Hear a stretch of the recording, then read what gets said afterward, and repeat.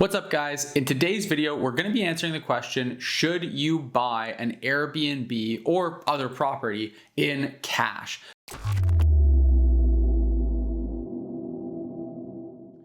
Now, this is a question that I started getting after I posted my reaction to Dave Ramsey's advice. You can check that video out on the channel. But Dave Ramsey, obviously a prominent person in the world of personal finance, and he is a big proponent of buying properties in cash. He really believes in buying properties in cash, not carrying debt on your properties. And so I want to break that down and share why I actually disagree with that philosophy and with that line of thinking for the average investor who is actually properly managing their risk and does their due diligence correctly. So that's a big asterisk there. And I think that's an important place to start in this video, especially as it relates to advice from other financial people in the space like Dave Ramsey, is that Dave Ramsey, you have to remember, is coming from a place of catering to the average person, not the average real estate investor or the average investor, just the average person. Now, the average person in North America carries a whole bunch of credit card debt, doesn't know how to manage it properly, doesn't manage their finances well, and should in no circumstances be deploying financial leverage because it's more likely to result in disaster for them when they don't do their proper due diligence than anything else. But if you're on this channel, I gotta believe that my core audience here is a much more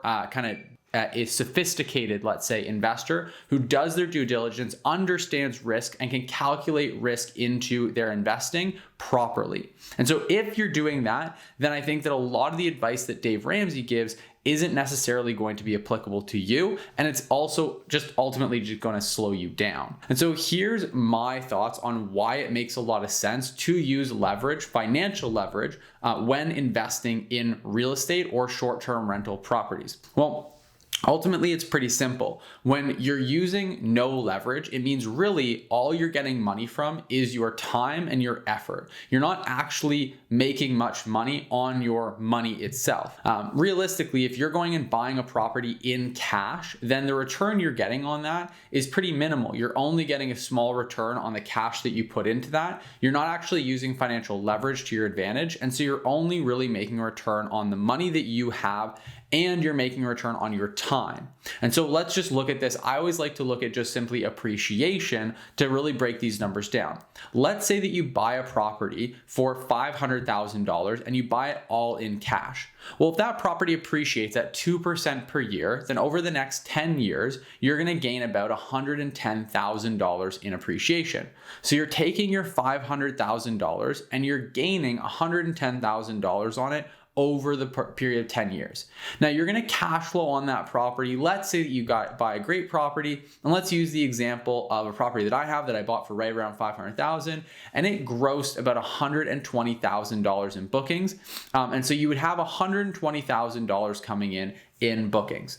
And then obviously you'd have very minimal expenses on that because you're not gonna have a mortgage. You're just really gonna have insurance, property tax, those sorts of things. So your net is gonna be pretty high on that. Let's just, for the sake of argument, say that you're making about $110,000 a year on that property. Now, if you took that same $500,000 and you deployed it using financial leverage using it for 20% down payments, you could get about again, like keeping the math equal, we'll just kind of discount any closing costs, things like that. We'll just keep it apples to apples and say that you're putting that right into real estate. And so you're going to get 5 properties. You're going to get about $2.5 million worth of real estate. So with that $2.5 million worth of real estate, if you're able to buy 5 properties that are all going to gross, let's say $120,000, but now they're going to net, let's even just say $60,000, or for even, simpler math, we'll just do $50,000 per property if you're paying your mortgage, things like that. Now, realistically, you'd probably be closer to 80, but just to keep the math simple, and I'll show you, it still works even if you're ultra conservative. You're now gonna have 5 properties that are netting you $50,000 a year. So instead of making $110,000 a year in cash flow, you're now going to be making $250,000. Realistic, you're going to be over $300,000 a year in cash flow, and that's after paying for the mortgage, including the principal, including the interest, everything.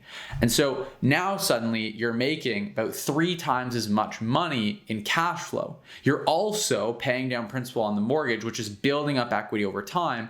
And then if we look out over 10 years, that $2.5 million worth of real estate over 10 years at a 2% rate of appreciation, the same rate of appreciation as before, is now going to gain $550,000 in value as opposed to the $110,000 in value. So every single year, you're going to be making an extra $200,000 a year in cash flow. And over 10 years, you're going to make an extra $440,000 in appreciation alone. Not to mention that you're also going to build equity as you go, in addition to that cash flow, because you're going to be paying down principal on the mortgage as well. So again, if you look at the math and you really break it down, the numbers are pretty clear. So then the question is, why is someone like Dave Ramsey recommending to people that they go buy a property in cash when using their money as a down payment and using financial leverage will result in a massively outsized return? And it all comes down to risk. When you use financial leverage, you can win bigger, but you can also lose bigger. Let's take the example of this, one home versus 5 homes. If you buy one home and you have it fully paid off, then what's the worst thing that can happen? If you're forced to sell that property, you're never going to owe the bank more than what you can sell it for because you don't owe the bank anything on that property. So yeah, you could sell it at a loss if you chose to, but why would you, right? If you don't owe anything on the property, why would you sell it if the market is down? As long as you can afford to cover the insurance, the property taxes, those sorts of things, which are pretty nominal expenses over the course of a year, then you never really have to sell the property. So you have a lot lower downside exposure. Because really the worst case scenario is you just keep holding the property. And even if you were forced to sell the property for whatever reason and you did so at a loss, you would never be negative. You would lose money that you had invested into the property, but you wouldn't actually owe more than you have. Whereas if we buy $2.5 million worth of property using $500,000, and so now we're leveraged about 5 times, then what happens if the market takes a drop? Well, if the market drops and those properties are, let's say, only worth $2 million and you're forced to sell them because you can't afford to keep paying the mortgage and everything else on all that property, well, then now you sell it for $2 million and you owe the bank $2 million on those properties. And so now you've lost all your money. If the properties dropped below $2 million, well, you're actually going to owe the bank more than you have from selling the properties. So you're actually going to be in debt now. So you can really be in a tight spot financially, but as you can imagine, it's also pretty hard to make that happen because the market would have to drop significantly. And that would have to coincide with you not being able to cash flow on the properties. Now, does that happen? Absolutely. We saw that happen a whole bunch in 2008. It happens a lot if you aren't doing your proper due diligence. But if you're a savvy investor who knows what they're doing, you do your due diligence and you know how to manage your risk, then you can make sure that you're never going to be put in that spot by doing a couple of things. The best way that you can protect yourself from that worst case scenario is ultimately going to be cash flow. Because if you have solid cash flow, meaning that the properties are cash flowing enough every single month to cover all of their expenses and then some, and you can be assured that even in a worst case scenario, you're going to be generating that kind of cash flow that it'll cover all the monthly carrying expenses for the property, then you're never going to be forced to sell the property. You're never going to be in a position where you can't afford to hold the properties because the properties pay for themselves every single month.